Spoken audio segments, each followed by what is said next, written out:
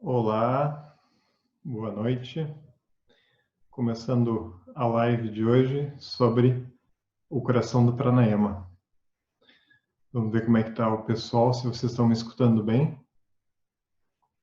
Eu quero saber como é que está o áudio, se puderem me confirmar antes da gente começar.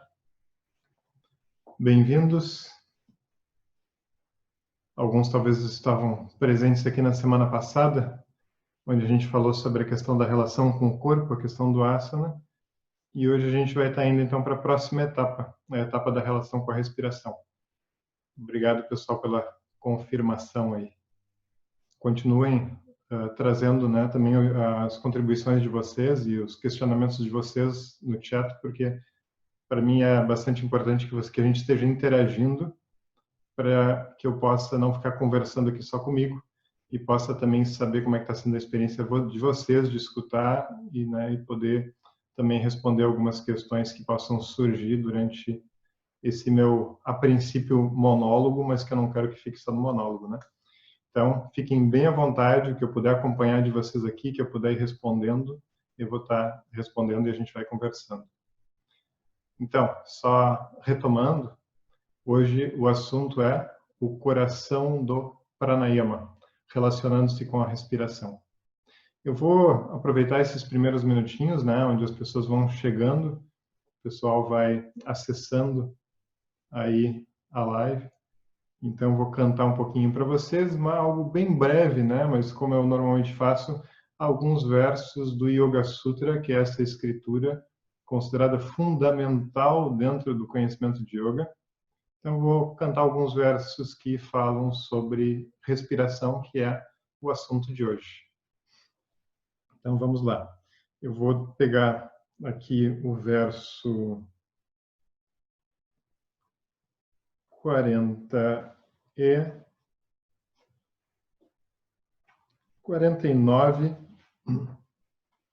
até o verso, vou pegar até o verso 53. Então, do verso 49 até o 53 do segundo capítulo, apenas aproveitem, então, para se conectar um pouquinho consigo mesmos, para escutar, mesmo que seja uma língua exótica, uma língua com a qual a gente não está acostumada, mas é graças a ela que esse conhecimento chegou até nós. Então, só como uma reverência, um respeito a esse conhecimento que vem de tão longe, mas que fala sobre todos nós, vamos dar um minutinho só para escutar um pouco esses versos. Tasmin sati shwasa prashwasa yoho gati vichedaha pranayamaha bahya abhyantara stambha vrittihi desha kala sankhyaabhihi paridrishto dirgha sukshmaha bahya abhyantara vishayakshepi chaturthaha tataha kshiyate prakashavaranam dharana sucha yogyata manasaha. Então, a gente está escutando aqui alguns versos do Yoga Sutra a respeito de respiração. E a gente não tem só o Yoga Sutra, deixa eu mostrar para vocês aqui o livro que eu estou seguindo, é o livro de um professor conhecido meu, que é o professor Franz Moores, né? Então, esse livro, aliás, foi traduzido por uma aluna minha e a gente está até conversando com ele para tentar publicar ele aqui no Brasil. Né? Esse livro tem toda a escritura, os 4 capítulos dessa escritura do Yoga Sutra. Esperamos que a gente consiga fazer essa publicação aqui. Mas não é só essa escritura de milhares de anos, né, que fala sobre a respiração de uma forma muito profunda. Também várias outras escrituras, não é o Jorge inventando coisa aqui. Né? Então tem também o Yogarahasya. Yogarahasya é uma escritura dentro da nossa linhagem, né, que vem muito através dos nossos professores. Vocês vejam aqui na professora Tekaveli-Zikacharya, que foi a maior inspiração para mim dentro da minha trajetória de yoga. Então, essa escritura é chamada de Yogarahasya, os segredos do yoga. E tem mais coisa aqui. Quem mais fala muito sobre respiração? Também uma escritura muito comentada dentro do meio do yoga, chamada Hatha Yoga. Não sei se vocês vão estar conseguindo ver aqui, isso aqui está um pouquinho ruimzinho. Hatha Yoga Pradipika. Hatha Yoga Pradipika também é uma escritura bastante ensinada. Por mais que eu esteja aqui mostrando livros para vocês, não significa que esse ensinamento seja transmitido, em primeiro lugar, através de livros, né? Todas as pessoas que escreveram esses livros são pessoas que vêm de uma tradição de relação professor-aluno. Por quê?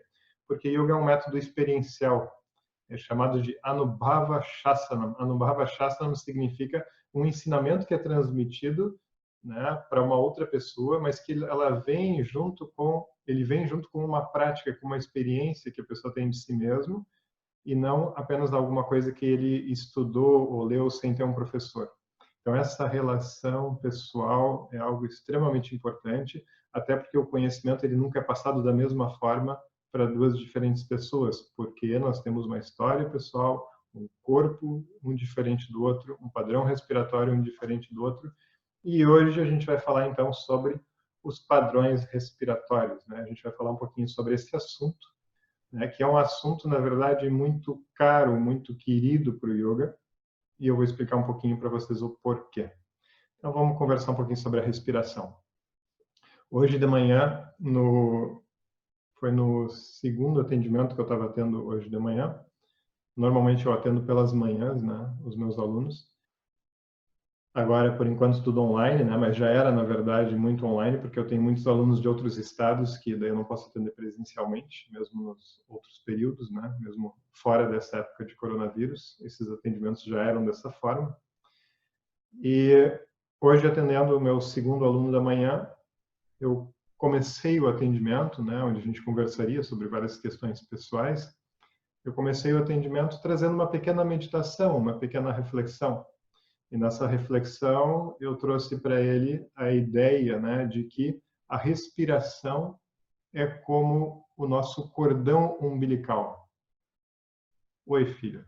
Eu não posso deixar de dar oi para o meu filho, né? Tá mandando um oi aqui, pediu para mim dar um oi para ele, né? Então estão as crianças em casa com a minha esposa, enquanto eu fugi para cá para poder conversar um pouquinho com vocês, né? Que a internet é melhor, então eu prefiro proteger aqui fazendo isso na minha sala de atendimento, que eu normalmente não tenho vindo para cá agora nessa época. Mas o que acontece, né? Quando a gente olha para a respiração, a gente pode dizer a respiração é como o nosso cordão umbilical, né? O cordão umbilical do adulto. Por que cordão umbilical? Porque o nosso sistema corpo e mente ele não é um sistema que tem como sobreviver sem a relação com o meio externo. Assim como o bebê não tem como sobreviver sem a sua conexão com a mãe, porque é da mãe que ele recebe o alimento, né? A gente poderia dizer, né, como tem essa figura que a gente muitas vezes traz, que é a figura da grande mãe, né? Ou seja, a natureza, o universo, toda essa criação é essa grande mãe e nós somos essas crianças, né, que precisam da respiração como o cordão umbilical que liga a isso que nos nutre. Não tem como a gente sobreviver sem o alimento que vem de fora, não tem como a gente sobreviver sem a respiração que nos conecta ao que está ao nosso redor. Isso é um bom bhavana, diria o yoga. É uma boa forma da gente visualizar, da gente procurar sentir o que é a força, o que é a importância da respiração na nossa vida. Nós não somos um organismo completamente independente. A gente precisa de algo que nos conecte. E a respiração não é nem sequer como alimento. Se a gente prestar atenção no alimento que vem de fora e que mantém a nossa vida, o que acontece? O alimento, a gente vai poder acessar ele em alguns momentos do dia e passar a maior parte do dia sem ativamente estar se relacionando com ele, né, do lado de fora. Vai estar acontecendo algo lá dentro, mas a gente mesmo fazendo o movimento de acessar o alimento físico, isso não precisa acontecer a todo tempo, mas respiração sim. Eu não passo alguns minutos sem respirar, né? Rapidamente vai surgir o quê? Vai surgir a morte, né? A morte desse sistema corpo e mente. Então a respiração realmente, ó, tem alguém da Índia mandando abraços aí, né? Então, de onde vem esse conhecimento todo? E a gente deve lembrar, né? A gente tem que ter o acesso a esse conhecimento de lá, não é uma coisa criada aqui. Ele é exótico, mas ele fala sobre alguma coisa que é universal. Então, a gente deve lembrar que a respiração é aquilo que, se não estiver presente, a morte vai acontecer rapidamente para nós. Né? Não vai ter nem sequer uma hora de intervalo possível sem a respiração estar acontecendo. E a respiração, portanto, ela também nos toma de uma forma muito especial, até mesmo emocionalmente. Eu estava conversando com um aluno que está passando por questões de saúde bastante sérias nesse momento, e uma das reclamações, uma das queixas dele foi a questão da ansiedade pela falta de ar. E a forma como ele relatou foi: eu estava sentindo que existia uma ansiedade, eu achava que aquela minha ansiedade estava vindo por alguma questão emocional, mas quando eu usei a bombinha para essa asma, rapidamente a minha ansiedade também passou. Ou seja, a ansiedade vinha apenas por causa de um problema, de uma doença, né? Devido ao organismo não conseguir respirar direito. Né? Se a gente fica sem respirar direito, vai vir uma angústia, porque o nosso sistema ele quer sobreviver. Se ele sente essa ameaça, ele rapidamente vai reagir mal, ele vai reclamar. Né? Então, existe uma ansiedade que vem rapidamente relacionada a isso. Mesmo que o nosso estado emocional, né, não esteja trazendo essa perturbação por alguma outra razão. Isso pode vir de uma coisa muito mais interna, realmente do sistema corpo-mente. Então, como é que a gente vai olhar para isso? Como é que a gente vai entender que tem uma carga emocional, tem uma importância, né, é o que mantém a nossa sobrevivência?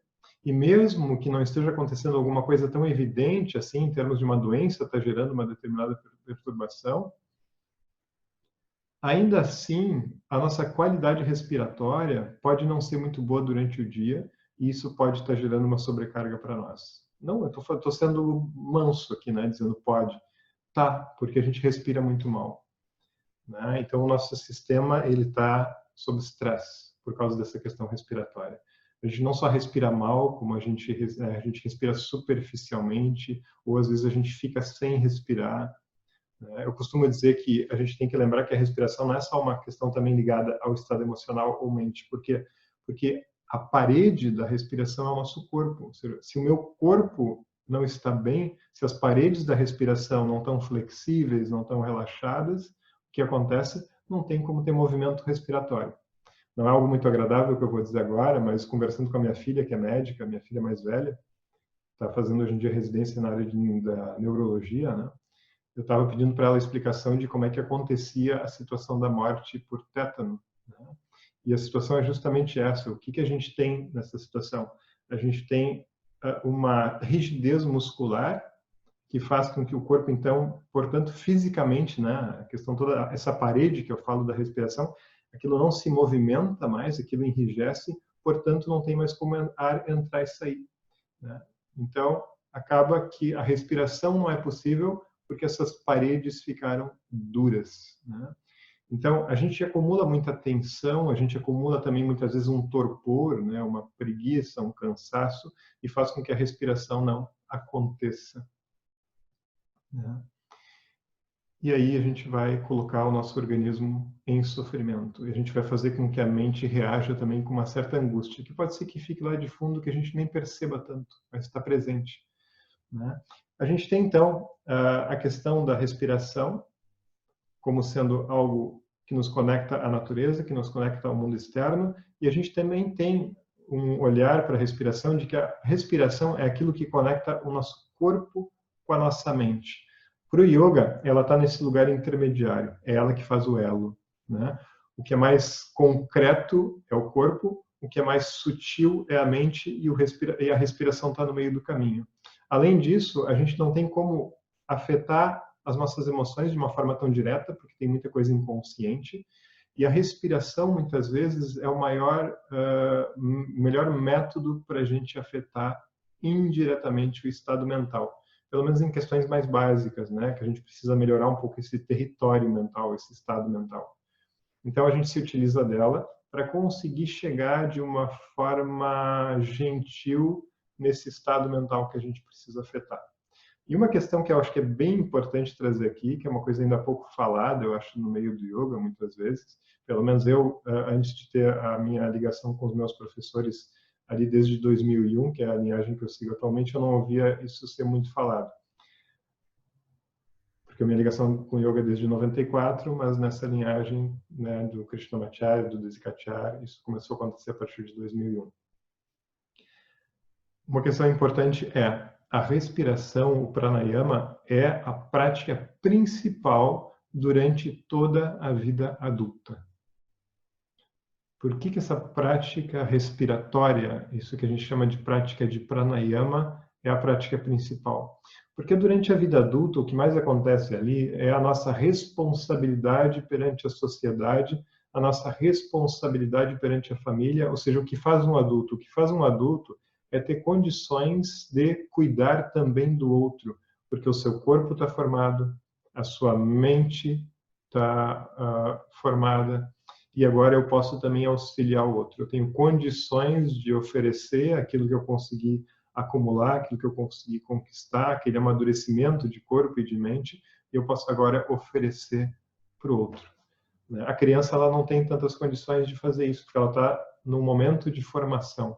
Então, eu como adulto, agora eu cuido da sociedade, eu cuido da família, eu exerço muito esse dever, essa tarefa no meu cotidiano. E, portanto, o meu tempo é um tempo muito menor do que o tempo que a criança tem. A criança ela tem muito tempo para brincar, para explorar, é importante tudo isso. Mas eu agora, com todos esses deveres que são naturais da vida adulta, eu tenho pouco tempo, até mesmo para cuidar de mim. Isso é muito interessante que escrituras, por exemplo, como o Yoga Rahasya, falam sobre isso. A gente se sente até um pouco melhor. Elas falam sobre isso, ou seja, a gente tem tantos deveres, sobra tão pouco tempo para cuidar de nós, então a gente tem que saber muito bem como escolher a prática que é mais adequada. Qual é o cuidado principal? Porque eu não posso perder tempo. Ainda mais nos tempos atuais, nesse tempo de coronavírus, onde, pelo menos para quem está com os filhos em casa, como é o meu caso, eu tenho minha filha mais velha, que não mora mais comigo, mas eu tenho duas crianças, uma de 11 anos e uma de 4 anos. Então, é muita tarefa. Então, os filhos não estão na escola, estão junto com a gente. Tem a parte maravilhosa de a gente estar mais tempo juntos, e tem também a parte da exigência, que é estar dando conta de trabalho e o tempo inteiro de cuidado familiar, cuidado da casa. Então, a exigência é muito grande. Sobra pouco tempo. No início a gente pensa, coisa boa, agora eu vou estar de férias em casa. E depois a gente vê que não é bem assim. Então, isso nos coloca numa obrigação de descobrir algo que vai conseguir fazer com que a gente tenha uma certa preservação de saúde e um estado mental mais adequado para poder se relacionar com os outros que estão ali conosco e também com nós mesmos, E o pranayama é a melhor ferramenta para isso. Porém, a gente não pode pular para o pranayama, porque o pranayama ele tem como foco algo que é muito sensível, que é a nossa respiração. É muito mais fácil perceber o corpo se movimentando do que perceber a respiração se movimentando. Então, por um lado, a gente tem aquilo que é a melhor prática a ser feita, que é a prática de pranayama. Por outro lado, a prática de pranayama não pode ser algo para onde a gente pula de repente, porque senão a gente não vai conseguir praticar de forma adequada e talvez vai acabar se metendo em confusão. Tem um comentário aqui. Eu sou iniciante no yoga, Tomei interesse após ler o livro Breathology, de um recordista mundial em mergulho livre. Agora tive a alegria de encontrar sua live. Super interessado em aprofundar. Que legal. Às vezes esse interesse pela respiração ele vem de várias formas, E muitas vezes se fala realmente, até em filmes, que tratam essa questão do mergulho. Muitas vezes é citado ou até aparece alguma imagem de alguém fazendo um pranayama, antes de entrar no mergulho. Então, por quê? Porque o pranayama ele nos coloca num lugar de muita sensibilidade sobre o controle respiratório e uma sensibilidade que, se for usada corretamente, vai nos ajudar muito a preparar melhor a mente para o nosso processo de autoconhecimento. Isso é um assunto, muito interessante para ser conversado em algum momento também, de que não adianta apenas acalmar a mente. Eu preciso acalmar a mente para colocar algum conteúdo, uma reflexão, um conhecimento que me ajude a amadurecer. Porque simplesmente acalmar a mente, depois eu vou voltar para minhas atividades. E se eu não tiver uma sabedoria para saber como lidar com as minhas coisas cotidianas, né, onde encontrar o sentido para as coisas com as quais eu vou me relacionar depois, também essa calma não vai me ajudar tanto assim. Mas ela é uma base importantíssima, né? Essa tranquilidade, essa estabilidade mental é uma base essencial para a nossa vida.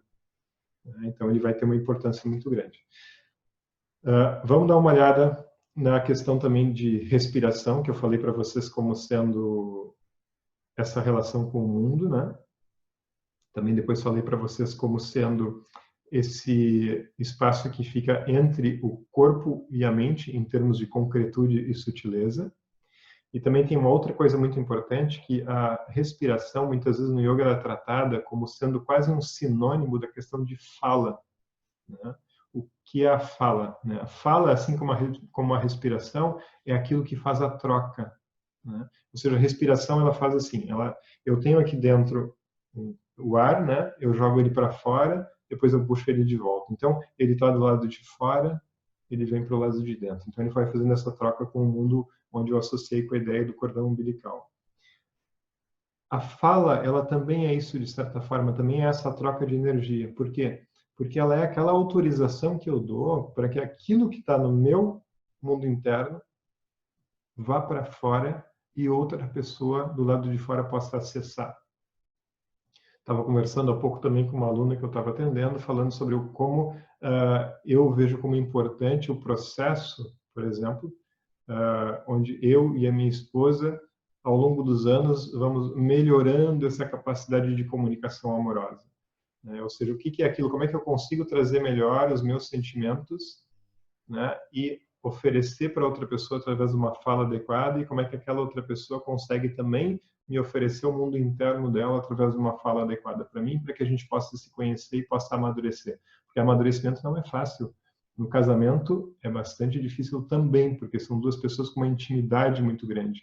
Então isso se torna algo muito exigente, mas ao mesmo tempo uma grande oportunidade para amadurecimento, né? Então, assim como a respiração ela traz essa troca, também a fala. Então, muitas vezes estão conectadas. Às vezes a gente fala corpo, fala e mente, ou corpo, respiração e mente, porque fala e respiração, ambas têm esse aspecto de estar nesse lugar intermediário, né, que faz a nossa troca com o mundo ou com o outro. Isso que eu estou trazendo para vocês, para quê? Para dar uma introdução para essa ideia do que representa, né, o que é essa importância da reflexão sobre a respiração. Porque no momento que a gente olha para alguma coisa e a gente pensa, uau, não é só, né, puxar para dentro e jogar para fora. Tem alguma coisa de especial nisso. Se tem alguma coisa de especial nisso, eu tenho que saber como cuidar disso, né? Quando eu vejo algum objeto que é especial, eu digo, opa, eu não vou deixar ele no chão porque alguém pode pisar em cima, vai quebrar. Eu vou colocar ele num lugar especial. É daí que surge a ideia de altar, né? Alguma coisa que está num lugar especial com o qual eu vou me relacionar. Porque quando eu me relaciono com aquilo, aquilo traz para mim alguma coisa diferente do que as minhas relações comuns, né? Então, tenho que colocar a respiração também nesse lugar especial. Assim como a minha fala, ela muitas vezes vai estar tomada por uma violência, por um descuido, por traços danosos, também a minha respiração muitas vezes vai estar tomada por isso. E eu devo reconhecer, eu preciso cuidar dela, assim como eu preciso cuidar da minha fala, assim como eu preciso cuidar do meu corpo, assim como eu preciso cuidar das emoções. É importante tratar tudo isso, né? Eu, como um ser humano em busca de melhoria, em busca de autoconhecimento, em busca de descoberta, eu preciso ir nessa direção. Isso vai me fazer bem e vai fazer bem para quem está ao meu redor, né? Então, a respiração também tem que estar nesse processo de descoberta. A respiração tem que estar também nesse processo de uma relação cada vez mais sensível, cada vez mais consciente. Quando a gente entra nessa questão de uma respiração mais consciente, surge a ideia que é trazida sobre pranayama dentro do Yoga Sutra. O Yoga Sutra, quando ele fala sobre pranayama, e ele é muito conciso, ele é muito controlado nas palavras que vão ser usadas, porque ele é uma autoridade sobre aquele ensinamento, né? O que ele diz que o pranayama é? Ele diz que o pranayama é a troca de padrões inconscientes da respiração por padrões conscientes. Ou seja, padrões que a gente não sabe, né? O que é isso que está tomando conta? A gente não sabe de onde vem, então, portanto, se a gente não sabe, é possível que esteja causando dano, porque não foi uma escolha minha, né? Aquilo vem dentro de um automatismo, vem misturado com coisas que eu nem tenho mais acesso da minha história passada, e agora eu olho para aquilo e digo, não, eu quero fazer uma escolha, eu quero ser livre para poder verificar o que é aquilo que vem e que vai me oferecer mais saúde e mais sabedoria e, portanto, vai ser benéfico também para a pessoa que está na minha frente. Então, é disso que eu preciso olhar para a minha respiração também pensando nisso.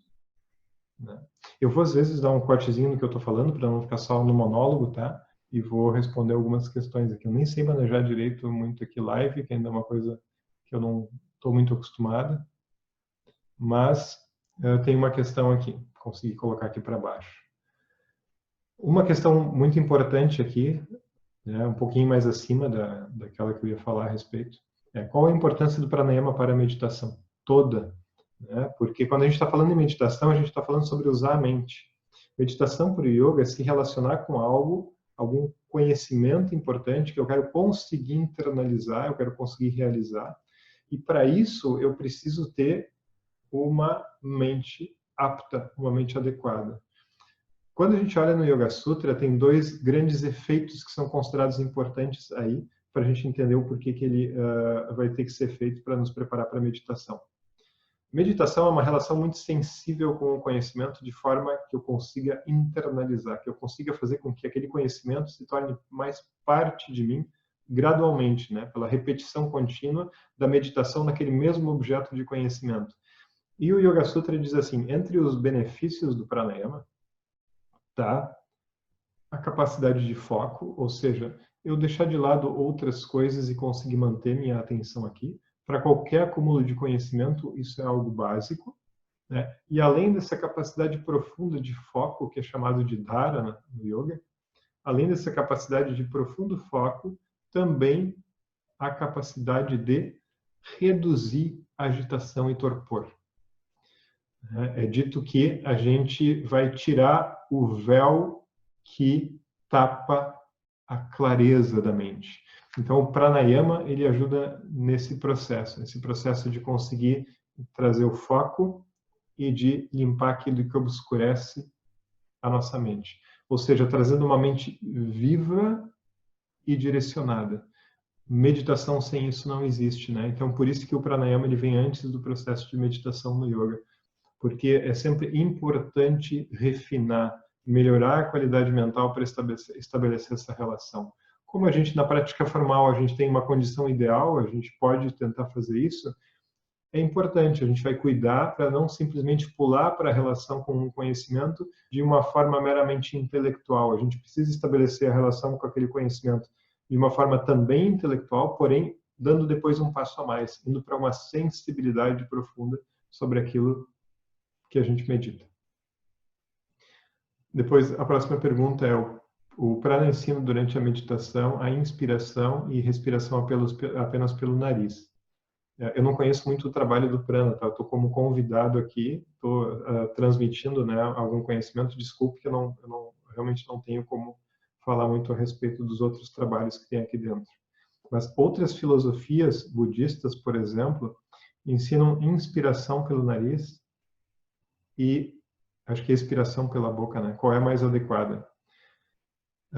Se a gente for olhar, existe um conceito dentro do yoga que é o conceito de deixa. Isso aparece também no Yoga Sutra. Deixa significa o local onde é colocado o controle da respiração.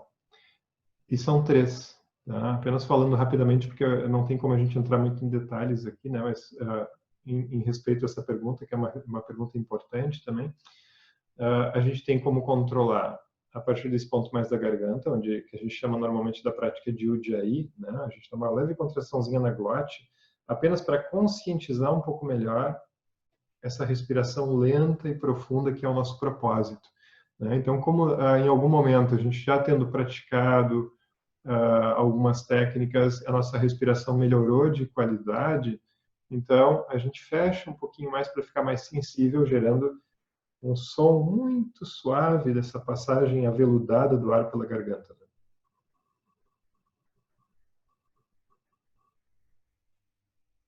É um som bem suave e aveludado. Isso é quando o foco é no controle da respiração pela garganta. O outro é a boca. A boca, algumas das técnicas usadas são usar a língua em canudinho para também, mesmo sendo pela boca, manter uma certa sensibilidade, ou a língua atrás dos dentes de cima da frente. Aí a gente sente também o ar passando pelas laterais da língua, também mantém uma certa sensibilidade. As técnicas de boca são usadas na inalação, tá? E a técnica pela narina. A superior, a mais refinada, é pelas narinas, porque é o local adequado para respirar. Mas as outras, em certos casos, também são consideradas importantes por outras razões, que aí entra todo um conhecimento que o yoga traz, que ele não vai descartar isso, né? Então, tem certas situações, como eu falei para vocês quando eu estava conversando, para quem estava aqui, quando eu falei sobre a relação com o corpo, sobre a prática de asana, os asanas não são todos adequados para todo mundo, né? É como uma grande farmácia, a gente vai ter que ver lá o que é adequado para a condição de cada pessoa. Então, tomem cuidado com isso, não é para a gente sair praticando tudo. A gente só pode verificar o que é adequado mesmo numa relação próxima. Senão é a mesma coisa que um fisioterapeuta querer aplicar com vocês todas as técnicas que ele sabe, sem verificar qual é o problema de vocês, né? Então, uma coisa que faz bem para uma pessoa, faz mal para outra. A gente tem que ser muito responsável com relação a isso, né? Então, por isso que o processo de aprofundamento no yoga é um processo individualizado. Então, sim, tem situações onde pela boca pode ser adequado, situações onde pela narina pode ser adequado, situações onde pela garganta pode ser adequado. Tem uma ordem de ensino nisso e o quanto a gente vai indo para a próxima etapa depende da condição de cada pessoa e de se realmente o pranayama está conseguindo oferecer o resultado que a gente espera naquela determinada etapa. Tá? A respiração repercute na ampliação da consciência. As palavras, a gente pode... Opa, acho que eu fiz uma confusãozinha aqui. Deu. As palavras, a gente tem que tomar um pouquinho de cuidado, né? Por exemplo, eu entendo, porque a palavra consciência, por exemplo, ela muda no yoga e na psicologia ocidental, né? Também não vou entrar em tanto detalhe, mas muitas vezes a palavra consciência na psicologia ocidental, ela significa um produto da mente. Não estou dizendo que está errado, né? Estou dizendo que é uma diferença de linguagem. Então, é diferente eu saber que linguagem que vocês, numa escrita rápida, vocês estão seguindo. A consciência para o yoga é uma coisa muito mais profunda que a questão mental e é algo que não muda de tamanho, né? Mas, se a gente disser assim, muda essa nossa um estado para um estado mental de maior alcance, de maior amplitude, com certeza, né? A respiração, o pranayama, ele vai nos ajudar a trazer mais sattva, ou seja, ele vai reduzir rajas e tamas, que significam o quê? Para quem não conhece esses termos, né? Rajas significa a agitação, o movimento, tamas significa o torpor. Quando eu reduzo esses dois, eu tenho aquela clareza sobre a qual eu falei para vocês antes, né? A gente vai ter uma mente mais clara e isso dá essa sensação de prakasha. O que é prakasha? Prakasha é luminosidade, né? Ou de sukha, de bem-estar também. Então, essa sensação de uma expansão, essa sensação de uma mente mais luminosa é o que vai ser aos poucos conquistado por uma prática contínua de pranayama. Então, com certeza, né, esse benefício é um benefício que, a partir de uma prática sustentada, escolhendo uma forma adequada de trabalho ali para cada pessoa, é algo que a gente vai ter como retorno, como resultado, né? Eu sempre faço um pouquinho aqui da propaganda, né, do curso que eu dou, que é um curso online, né, que é um curso que fala sobre todo o sistema de yoga, tanto a parte mais física, quanto a parte respiratória, quanto a parte mental, quanto as questões de conhecimento espiritual que o yoga traz também, que é o curso A Psicologia do Yoga, é um curso que está no meu Instagram, é um curso online, onde tem 40 e poucas aulas sobre todos esses assuntos, que são aulas gravadas, e a gente tem um encontro semanal. Toda semana a gente conversa ao vivo no Zoom, por uma ferramenta que a gente consegue ter mais interação, a gente tem 1 hora de conversa para tirar dúvidas, para verificar. E ali, por exemplo, também tem uma dedicação grande a essa etapa do pranayama. Por quê? Porque, como eu falei para vocês antes, o pranayama realmente tem um papel muito importante dentro dessa melhora do estado mental e da preservação da saúde, né? Então, esse é um ponto bem importante. Deixa eu ver mais. E se a prática de pranayama que você faz provocação? Aqui é a Karen, né? A Karen que está lá no curso também. Karen, é natural que aconteça isso, por quê? Porque quando a gente, normalmente, no nosso estado cotidiano, dentro do nosso dia a dia, a gente tem muitos estímulos sensoriais. Ou seja, coisas com as quais a gente está preocupado e a gente está pulando de um objeto para o outro, de um assunto para o outro.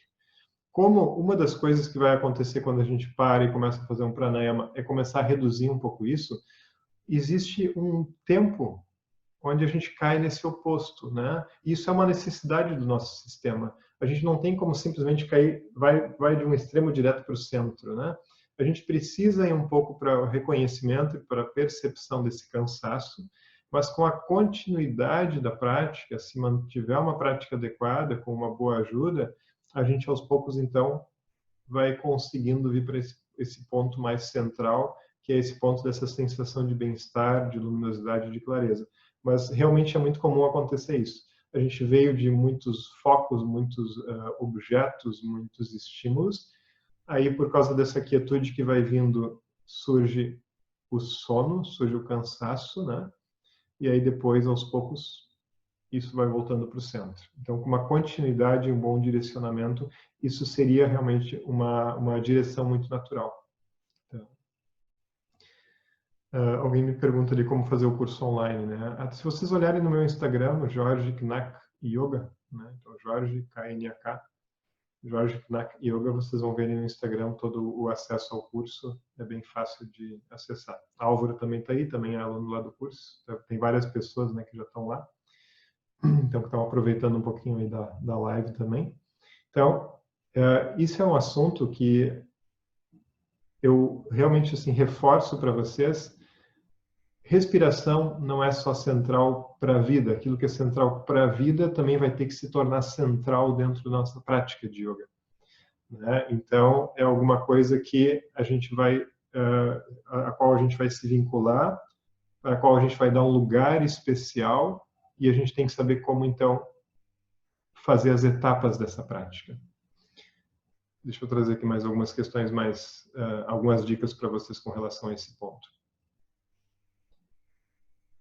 Eu tinha falado para vocês uma coisinha, né, que eu não cheguei a aprofundar ali no começo da live, que é o seguinte: a respiração, ela é um foco muito importante dentro da prática de yoga, porém, a gente tem que cumprir algumas etapas anteriores para poder chegar nela. Por quê? Porque é algo que ainda é difícil de se relacionar, porque é mais invisível, né? Então, o que eu quero dizer com isso? Existe dentro do yoga sempre essa ideia de que a gente vai trabalhar um pouco com o corpo para conseguir ir descobrindo a respiração. Um dos cuidados com relação a isso. Não vai ser trabalhando o corpo de qualquer forma que a gente vai descobrir a respiração. A gente já tem que trabalhar o corpo no asana, cuidando o que ele gera no nosso trabalho respiratório. Se eu pegar, por exemplo, aqui um texto que é o Hatha Yoga Pradipika, né, que é um texto que fala muito sobre asana e pranayama, é um texto muito comentado pelo pessoal da prática de yoga. O segundo verso do capítulo 2, ele diz assim: quando a respiração é agitada, a mente fica instável. Quando a respiração se estabiliza, a mente também se estabiliza. Assim, o praticante de yoga atinge essa firmeza, né, essa estabilidade. Então, é muito importante que já na prática física, quando eu faço o trabalho dos asanas, eu já consiga ir desenvolvendo uma percepção da minha respiração. É por isso que a asana não é um movimento qualquer, um movimento solto, né? O asana, ele tem que ser feito sempre associado às etapas respiratórias. Por exemplo, se eu estou com os braços para o lado e eu vou subir, Se isso traz mais abertura de peito, isso tem que ser feito durante a inalação, essa trajetória. Por isso que às vezes eu digo assim, se vocês querem ensinar yoga e vocês não sabem quase nada a respeito das técnicas, não tem nenhum problema. Usem técnicas muito simples. A gente tem como dar benefício para muitas pessoas se a gente não arriscar, se a gente ficar no básico, no simples. Por exemplo, se eu deitar no chão e eu começar a fazer um movimento de inalação, levando os braços lá para trás, exalação, retornando os braços, para 99% das pessoas isso vai fazer muito bem. Porque se eu começar a acalmar esse ritmo, né, vinculando o movimento e respiração, a minha respiração vai começar a desbloquear um pouquinho, ela vai ficar mais lenta, ela vai se aprofundar, aquilo vai afetar o meu estado mental e depois talvez eu possa até parar, sentar um pouquinho e me concentrar um pouquinho na minha respiração e cuidar da qualidade dela com mais foco, sem nenhum movimento. Quando eu coloco a atenção na respiração, sem fazer movimentos físicos, o nome disso é pranayama. Dionísia, Maria do Carmo, Karen, vários estão dizendo que estão gostando muito do curso lá da Psicologia do Yoga. Obrigado. Né? Então, a questão toda eu preciso, sim, uma certa base da relação com o corpo, porque o corpo é muito mais concreto, e a partir daí, então, eu vou indo para uma coisa que é mais sutil, mais delicada, que é a respiração. Um dos grandes cuidados do desenvolvimento do processo de yoga é não pular etapas. É para isso que o professor está lá, ele está cuidando. Olha, não pula. Assim como a criança não deve pular etapas de aprendizado, o adulto também não deve. A gente deve fazer etapa por etapa para poder ir amadurecendo a nossa relação com aquilo que a gente está vendo. Né? Então, realmente muito importante isso. Realmente cuidar um pouquinho do corpo, e isso não significa fazer posturas mirabolantes ou tem uma necessidade de um exibicionismo ali com o corpo, ou de uma grande conquista, né, de questões de habilidades físicas.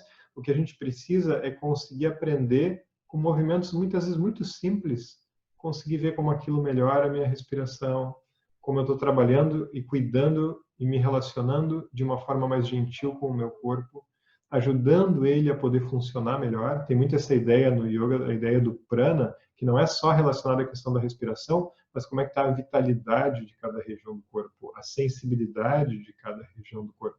E nisso alguns movimentos muito simples vão ajudando.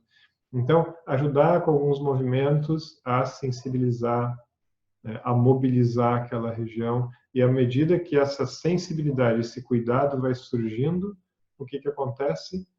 A gente vai podendo olhar para uma coisa que é mais sutil, que é o processo respiratório, que está um pouquinho mais perto do estado mental.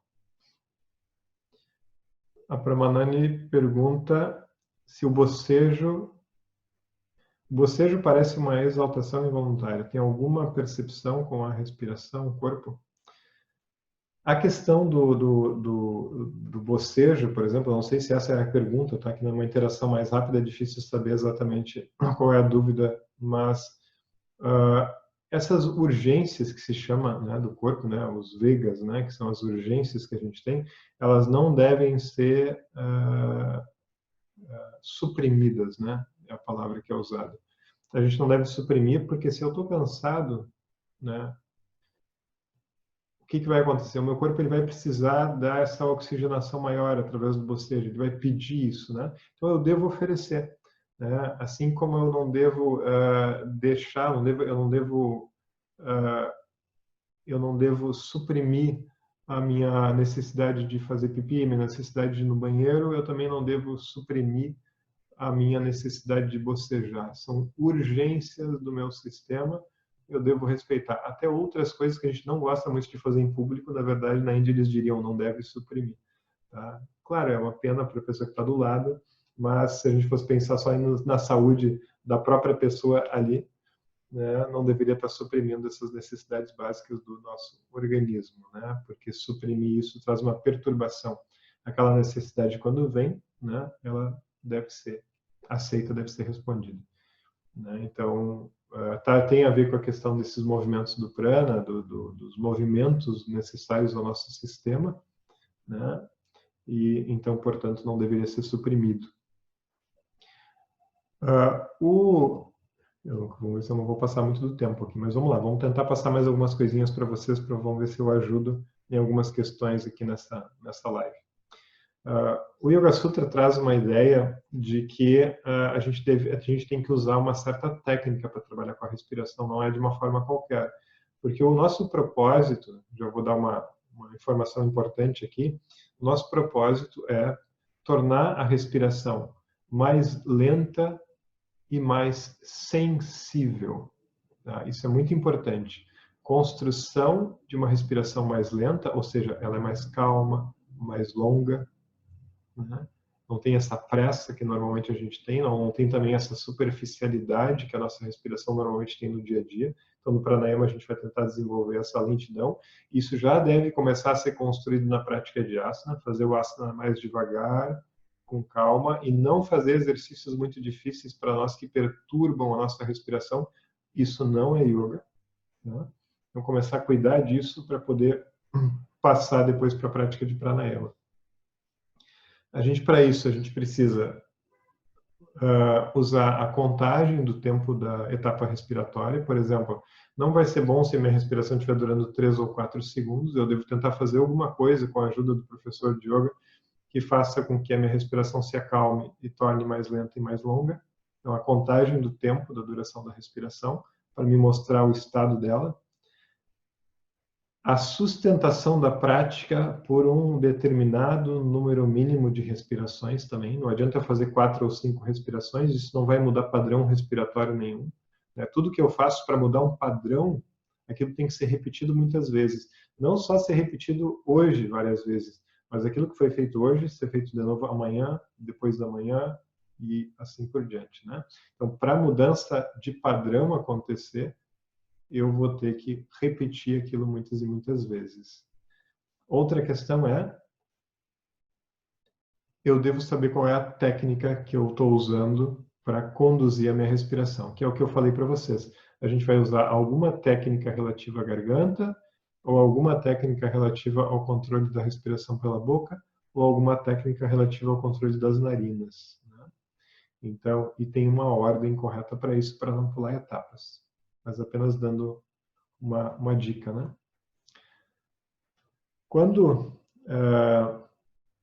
a gente está, então, fazendo, né, já a prática de asana, como eu falei para vocês, cuidem disso, mesmo em movimentos muito simples. Se vocês nunca fizeram nenhuma prática física, nunca fizeram uma prática respiratória, experimentem isso. Deitem no chão, costas viradas para o chão e façam um movimento de braços para trás, inalando o braço lá para trás, exalando, voltando. A gente repete isso umas 15 vezes, a gente já vai perceber uma determinada mudança na nossa sensação do estado respiratório, do nosso padrão respiratório, e talvez já comece na primeira vez, ou depois de alguns dias fazendo isso, já comece a sentir até mesmo uma certa mudança naquele momento de estado mental, né? E fazer isso várias vezes por dia, como eu não consigo fazer isso, estou longe disso, né? Mas, tradicionalmente, muitos mestres, muitos praticantes dos tempos antigos faziam isso 5 vezes por dia, 6 vezes por dia, né? Porque eles sabiam que a nossa mente o tempo inteiro ela estava caindo em padrões ruins, a nossa respiração também. Então, voltar várias vezes do dia para esse cuidado traz um benefício muito grande. Então, se a gente começa a fazer isso, a gente consegue começar a perceber o benefício desse tipo de cuidado, mesmo em coisas muito simples. Né? Se a gente simplesmente, por exemplo, fazer aquele exercício que eu falei para vocês, que é um dos básicos, né? Que é enrolar um pouquinho a língua, nem que todo mundo consegue. Então, ou enrolar a língua, ou encostar a língua atrás dos dentes da frente, e aí inalar pela boca dessa forma. E depois fechar os lábios e exalar pelo nariz, voltando. Se a gente faz isso algumas vezes de uma forma sensível, cuidadosa, a gente já percebe uma melhora. Às vezes, coisas muito simples, a gente não deveria estar indo na direção de coisas muito complexas, porque coisas que são muito complexas, são muito distantes da nossa capacidade, elas normalmente vão estar nos perturbando. Às vezes a gente é apressado, a gente vem com padrões de querer causar uma interferência rápida e aí acaba tendo um resultado ruim. Então, muito cuidado com relação a isso. Deixa eu só ir um pouquinho mais para cima, aqui tem uma pergunta, né, da Viviane. É possível dizer por aqui qual pranayama é mais indicado para quem tem asma ou nódulo na tireoide? O Nadishodhana, por exemplo, pode ser praticado. a gente não pode se relacionar com doença apenas, né? A gente tem que cuidar muito da condição de cada pessoa, tem que olhar a situação bem específica, né? Por exemplo, mas só rápidas dicas, né? Quando a respiração ela não está num estado muito legal, a gente não deve restringir demais, né? Então a gente tem que tomar muito cuidado com isso. E um dos pranayamas que menos restringe é, né? A boca é um dos lugares mais grosseiros para controle da respiração, passa muito ar. Então, é uma das primeiras técnicas a usar. Ou seja, se a respiração está muito rápida e pela boca, qual é a primeira técnica que vai ser um pouquinho melhor que isso? Inalar pela boca, né? Então, eu devo respeitar isso, né? Eu devo fazer alguma coisa que não dá para a pessoa a sensação de falta de ar, e sim a sensação de melhora, né? Agora há pouco mesmo, né? Agora há pouco que eu digo, foi ontem, isso, foi ontem, atendendo um aluno, eu pedi para ele usar, né, para a questão da asma, usar esse pela boca um pouquinho, a gente fez juntos, né, pela aula online, pelo atendimento online, e ele se sentiu bem, né, sentiu que aquilo respeitou realmente a dificuldade respiratória dele e aliviou uma sensação ruim que estava na região do peito, né. E outra coisa diferente do Nadi Shodhana, que a Viviane fala, que é um método de fechar completamente uma narina e parcialmente a outra, e respirar pelas narinas, existe também a ideia de que um pouquinho de restrição nas duas pode ajudar, por algumas questões técnicas que também não vou entrar em detalhes, mas pode ajudar também a respiração a ficar com uma sensação um pouquinho melhor, tá? Então, mas nada que eu vou falar aqui para vocês é uma regra, né? Sempre tem que se olhar muito bem para a condição de cada pessoa e ver como é que reage, né? Quando estamos fazendo a respiração diafragmática, devemos encher somente o diafragma ou também podemos enviar o ar para o pulmão? Isso é uma questão que a gente poderia conversar muito tempo sobre isso aqui. Eu sugiro para vocês, por exemplo, o Leslie Kaminov. É um professor que teve um tempo de relação, de aprendizado com o professor TKV Desikachar, que é esse professor que eu conheci pessoalmente durante alguns anos, né, que foi, como eu falo muitas vezes, ele foi e é a minha grande inspiração no meu caminho de yoga. Ele foi, durante 20 e poucos anos, professor do meu professor atual, o professor Paul Harvey, então é o grande professor, né, dessa tradição. E ele tem um livro, né, que foi publicado no Brasil, que é O Coração do Yoga. Eu até me perdi agora, mas tá, lembrei. O professor Leslie Kaminov, que é dos Estados Unidos, ele tem um livro que ele não é exatamente nessa tradição, tá? A parte de asanas tem uma abordagem diferente da nossa. Mas no início ele fala sobre a anatomia da respiração. Esse livro tem em português.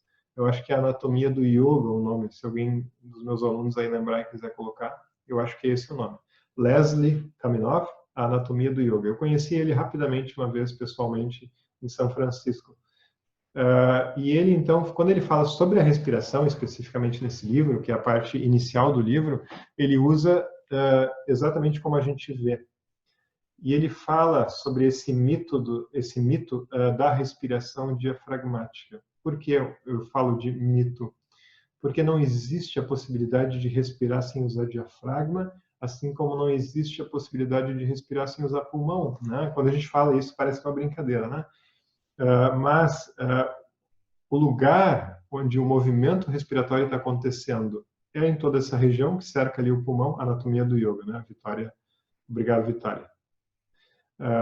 Então, aparece ali esse movimento, a gente enxerga aqui, né? A gente percebe esse movimento é um movimento inevitável, e a gente tem a região do diafragma, que é uma região muito mais flexível, que não está travada pelas costelas aqui, né? É uma região muito mais flexível, porque ela tem ali os órgãos, tem ali o ar e tem órgãos embaixo dessa região do diafragma, e ela tem uma grande mobilidade ali embaixo. Então, seja a maneira como eu for respirar, vai ter movimento diafragmático, vai ter movimento pulmonar. Então, a gente sempre fala que é necessário ir despertando todos os aspectos da respiração, despertando esse trabalho de movimento nessa região para ajudar o pulmão e também despertando o movimento das costelas, o movimento diafragmático, que também interfere no movimento um pouco aqui da barriga, né? Porque para ter espaço do diafragma, os órgãos eles vão um pouquinho para frente, né? Então toda essa região do tronco se movimenta. Isso é muito importante ir desenvolvendo, mas tem técnica, não é de um jeito qualquer. Mas é importante vocês saberem, para vocês buscarem isso, né, com o professor que vocês quiserem, mas procurar ir conhecendo um pouco mais e não olhar para a respiração como sendo apenas algum movimento abdominal ou só um movimento do peito. A Solange colocou ali o nome do autor, né, Leslie Kaminoff. Né? Pena que não fica gravado depois, né, no IGTV todos os comentários, por isso que eu procuro ir lendo às vezes aqui. Mas então a Solange, que é uma professora aluna minha de muitos anos, colocou ali. A Paula também, do Generoso Yoga Terapia, colocou o nome Coração do Yoga, que é o livro do professor TKV Desikachar. Tá? Então, a gente tem que procurar realmente, né, um conhecimento, procurar professores que nos ajudem a fazer isso de despertar a respiração como um todo. Não é só abdominal, não é só no peito. Né? Se a gente pensar um pouquinho, a gente vai ver que esse processo tem que ser um processo integrado. Né? Então, quando a gente está usando só o abdômen, a gente ainda está usando um potencial muito pequeno da nossa respiração. Quando a gente está usando só o peito, pior ainda, né? Uma região que fica muito tensa facilmente e também está usando um potencial muito pequeno da respiração. Tem que despertar tudo isso num funcionamento integrado, né? Isso é muito importante. A forma como a gente ensina a respiração é inalando, começando por aqui, esse movimento, e deixando se espalhar, que vai afetar diafragma e afeta um pouco esse movimento dessa região abdominal. Na exalação, faz esse recolhimento abdominal e vai sentindo o resto aqui para cima também relaxado. Né? Temos explicações para isso, tem debate sobre esse assunto em várias linhas de yoga, mas é muito importante a gente se abrir para uma reflexão com relação a tudo isso. Tá? Estamos terminando, acho, né? Foi um pouquinho longe, sempre assim, não falo sobre tudo que eu gostaria.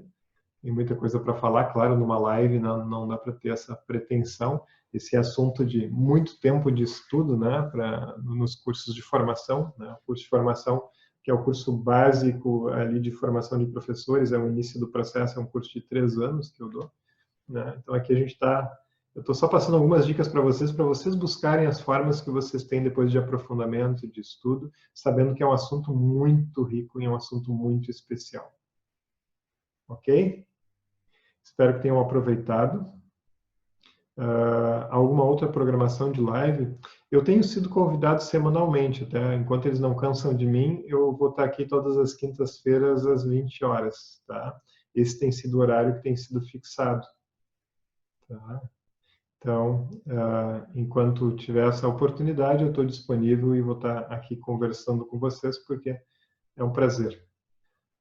Né? Vários alunos aí dando uma despedida, né? O Ricardo, o Rodrigo, a Solange, né? A Edelweiss, a Karen, a Cristiane, os alunos estão todos por aqui. A Dionísia. Então, obrigado, pessoal. E sejam bem-vindos. Espalhem, né, a live, eu acho que é legal. Justamente eu estou aqui para poder fazer com que isso se espalhe, para que mais pessoas conheçam um pouco desse assunto, da forma como eu abordo, na forma como a gente aborda dentro da minha tradição de yoga. Né, e gosto muito de poder esclarecer um pouco, debater um pouco esse assunto. Um abraço para todos vocês e uma boa noite. Tchau, tchau.